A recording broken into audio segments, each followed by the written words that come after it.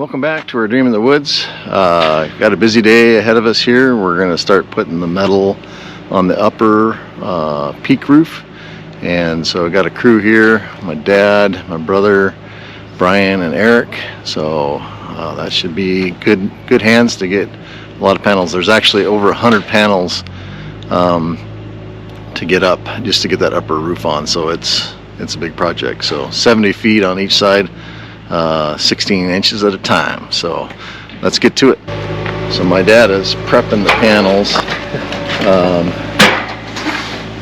just getting that bender in there, bring it around, and just like that, it's ready. So all these panels here are all prepped. The way they're cut, there's no additional cutting once you get them up there. The only thing that will have to happen is this piece here will have to be hammered over to cover that joint there. So anyway, getting those stacked up. Brian and Erik are up on the lift trying to set that first panel, see, get it nice and square. Getting the first one square is key, and then the rest of them should go on, and we'll periodically check that they're square. We did some measurements out. Over 70 feet, we were about 3/8 out, so which is not that bad. So anyway, let's get into the video.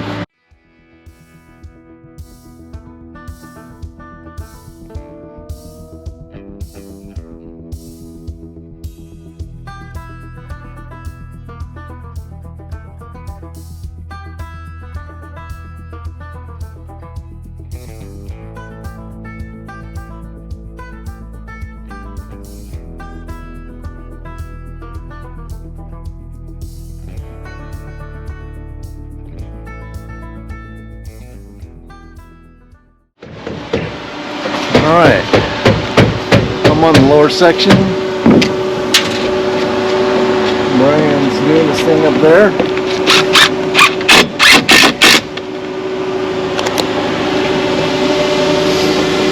Eric's getting a couple screws in, and he's using this new tool to crimp that around that flashing. And my dad is staging panels. Sam is out cutting some Z-trim to length for this upper section. He has someone that has a big metal bandsaw, so that should make quick work of that. Yeah, good. I already have about a half dozen panels up, so this is the crimping tool that the roofing company Ibex lets you rent. Yeah, nice, fast and nice and tight joint. Cool.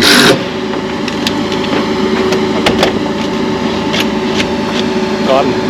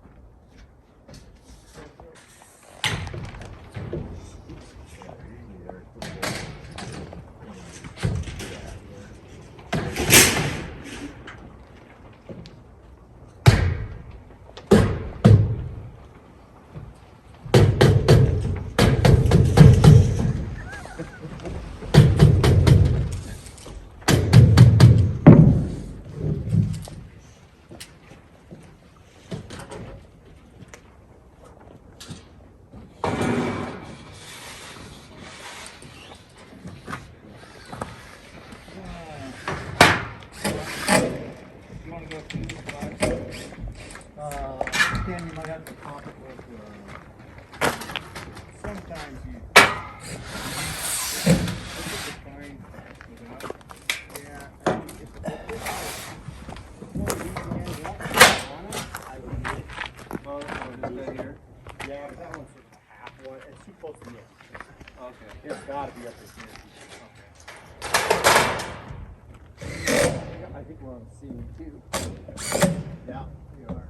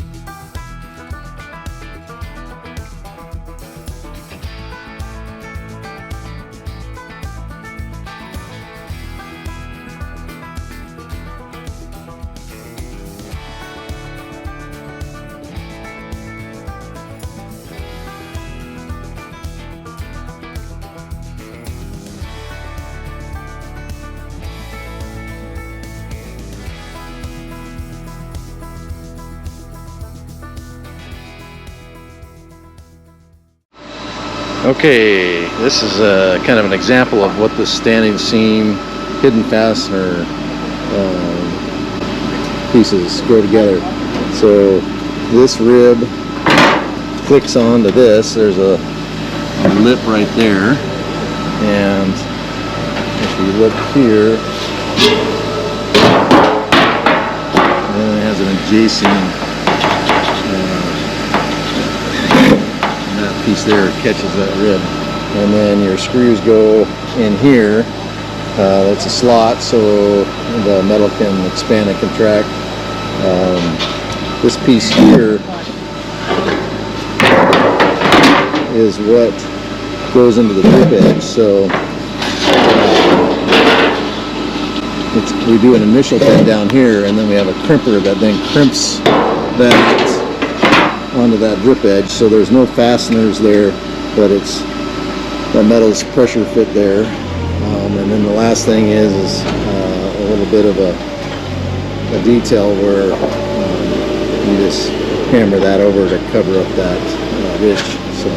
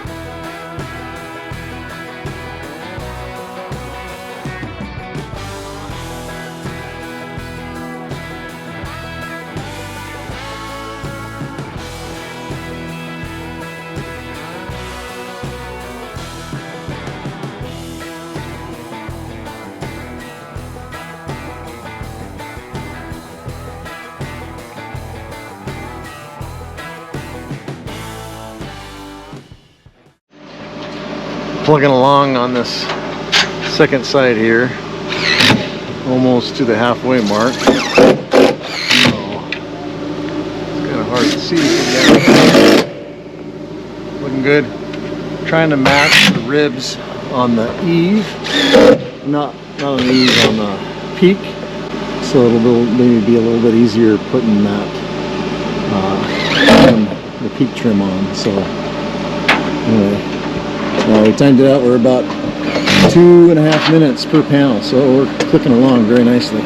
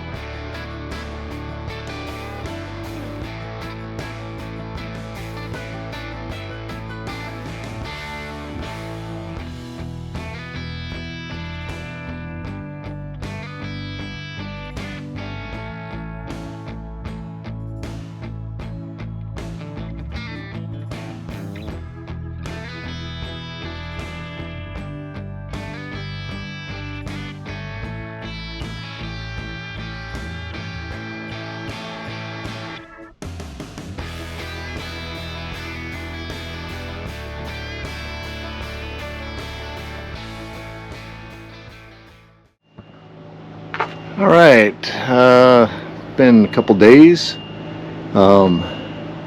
have all of the metal up on the upper roof, so it looks really good.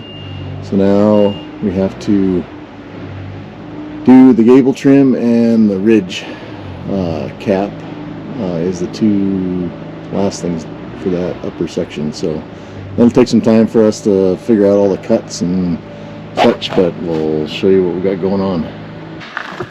Okay, we're putting up the gable trim. This is the detail that we came up with. So this is the fascia side here. That tab gets folded in. Yeah, that one gets folded in. This one gets folded down and then folded around the eave trim, and then this little piece gets folded down kind of around that Z trim. So let's see if it fits. And then we just prep the other side with 6-inch kind of flanges for that the second piece to slide into. So, all right, so this is this detail looks like. So this piece, this tab here is folded in, and then we have a tab there, and then just pulled around, and then we're going to put 2 rivets underneath there to kind of hold that together. And then on the other one, we made a tab here, but I cut that off, so maybe in the next one I'll put a little tab there. And then it gets on that Z trim, so there's a channel here, so pancake screws holding the Z trim down. There's mastic tape underneath that for water intrusion, and then this will get rivets here, and then the fascia boards then get kind of a decorative screw there into the fascia board. So that's detail there. So the last thing we got to do to finish this corner up is put some 2 rivets there. Otherwise, roof is looking mighty straight. Looks good, huh? Looking up here, kind of a fall day. Yeah, yeah. Definitely a fall Deer day. running around. Deer running around. It's nice. Okay, so 2 rivets already, put 1 in. Look at this fancy thing. So 1/8 inch. Seat that in there. Oh no, wrong way. So, I don't know if you can see it or not. man, it's black on black, but Yeah. that's how we want it. Kind of just Tight. tight, good. Pretty happy with the rivet gun. It takes a DeWalt battery.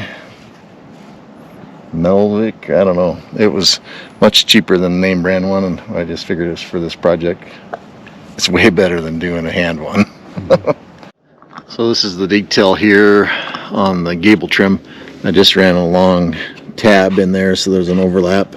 We put a little caulk in there, and then this is going to be covered with the ridge cap with two 1-inch tabs there, so that'll get riveted. So anyway, I'm trying to think about this ridge cap and how to tackle it next. Well, we got another side of Gable. Well, we're up here working on this ridge cap. So these are pre-cut Z-trim, have mastic tape on them, so it's faster. I couldn't really figure out a good way to get a string line on here, chalk line, and we decided that the ridge line was good, and so we're going off of that and just measuring off the ridge line with the speed square. So this is an 8-inch ridge cap. I have a 6-inch too, but we decided to go with 8 in the end, and we'll tell you that story later. Anyway, we're getting after it. We're about halfway through. Well, last night we were able to get all of the Z-trim pieces on that ridge cap.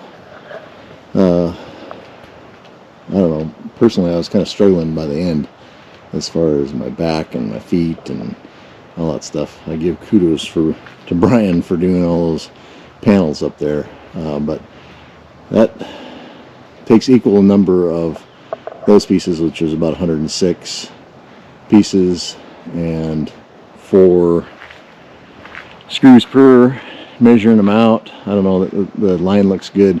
So then we knew there'd be rain this morning, and so then we covered that whole thing with a piece of underlayment, that roller shield, and taped it and stapled it on the end. So it held. That's good. I thought the rain was over. It was actually sunny for a second, but now it's kind of starting back. So just a nice fall day. It'd be a good day to be in the woods hunting deer, but not going to. Kind of dark in here, but just kind of evaluating things here, and with the rain, and I do see that we got a little bit of water here, and so that's not good. I don't like to see that. So that means it's coming from somewhere up there. Can't really tell in here right now, but this will be the first side we do. All right, this is our 8-inch ridge cap. So just a 1-inch overhang there. That'll get riveted into that Gable trim, and then we cut the flange off of that because the Gable trim is about like that. So this is where it'll tie into that Z trim. So that's the detail on the first piece. This is the detail on the subsequent piece. So just have 2 flanges, 6-inch overlap there, and then we'll put caulk in there to seal that joint and make sure there's some caulk there in the center. So, and then I'll slide up underneath them. So they say, we'll see. We've never done it before, but as long as the Z trim is spaced correctly, we'll be happy. All right, first piece of ridge trim is going up. So just a simple detail here, 1-inch overhang. Put 4 rivets in there. Ideally, you could make that at the right angle, but at this height, no one's going to be able to tell. So then the Z-trim that we put in, then that hooks into this slot there, and then it gets rivets every 12 inches down the ridge, and then at the joint there, we'll caulk that as it comes together, and then put some rivets over that joint too. So makes the top end of the roof all locked in nice, and no exposed fasteners except for those rivets. So, and then of course on the gable there's some fasteners there. So, but the roof surface doesn't have any fasteners. Pretty cool. We're going to see how far we can get here tonight.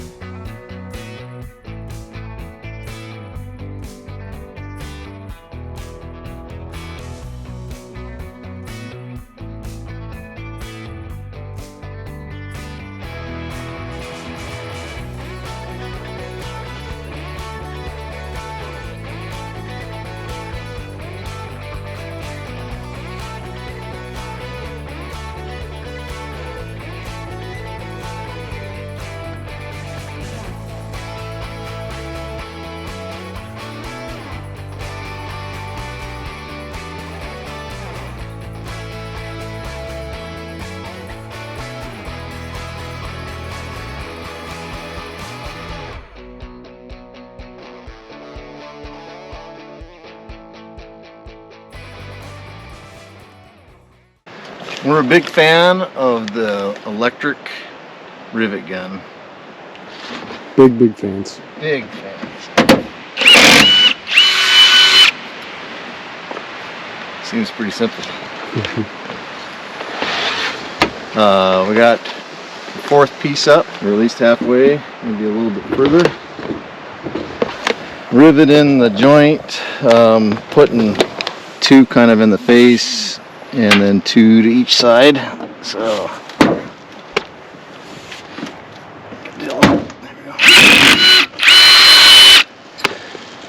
whoa, this is slick right here. Don't get any of that on your shoe, or you're going to be out of business. I already got it on my shoe.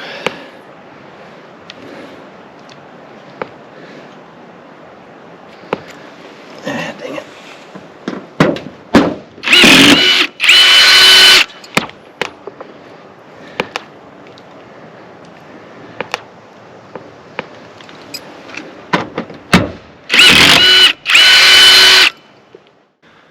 Okay, the story of the peak trim error on my part. Well, yeah, error. So when Jan came to cut the metal and manufacture it on spot, Ibex told me that I could adjust that length at the time, you know, depending on what the fascia was and all that kind of stuff. I didn't really know the final length. He says you can do the final length that when they get there. So that's what I had in the back of my mind. So I adjusted the length, and what I didn't do is I didn't take into account the length of that trim the drip edge trim piece and then the wraparound of that panel. And so that's like 2 1/4 inches that I didn't account for. And so at the peak, those panels were just a shade short to put those Z-trim pieces in between and tie it all together and all that kind of stuff. So I had they manufactured 6-inch, so 12-inch total, and so we figured that out. And actually I called Ibex, talked to Gavin, and in the same day they manufactured the special one that's 8 inches wide or 16 all the way across to allow us to get that on this weekend. So just shout out to those Ibex and working with a local company and being able to call them and knowing the person on the other line just made a world of difference. So thanks again, Ibex. So we got about 4 pieces up, so that's about 40 feet of the peak trim, and so we got, you know, maybe 30 feet left. I wish we would have got it all on, but at least we have it covered and it's in. And so I'm back to work tomorrow, and I got a 4-day weekend coming up, so we're hoping to get at least another wing, another side, the east side, the one that had a leak over there, done over that 4-day weekend. Still just lots to do, but we're plugging away, getting after it. So learned a lot. Of course, I think the lower pieces will go faster just because we've done it before, and a lot of repetitive motion there. So a side note on the videoing, we ditched our fancy cordless mic, and they're just using the mic that comes on the GoPro. I don't know what you think about the audio quality. I know it's a little bit more of a pain for Beth to adjust the audio in her computer, but we're just trying to make it so it's pleasurable for everybody, I guess. So anyway, appreciate everyone watching. We'll catch you with the next video. You guys have a good day, night, wherever you're at.